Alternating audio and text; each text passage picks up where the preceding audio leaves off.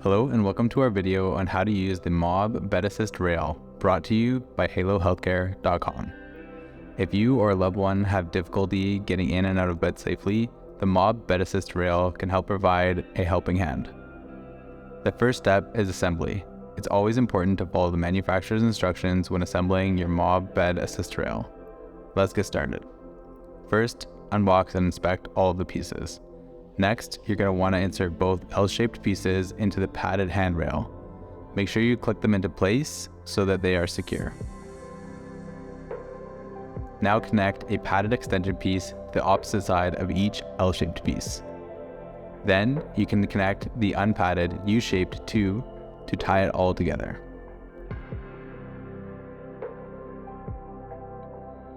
Finally, loop over your safety strap and you're all done. Once the rail is assembled, lift the mattress and slide the bed rail underneath, and then clip the strap to the bed slats. Now just adjust the rail to fit the size and style of your bed. To use the MOBB Bed Assist Rail, grip the rail firmly and use it to support yourself as you get in or out of bed.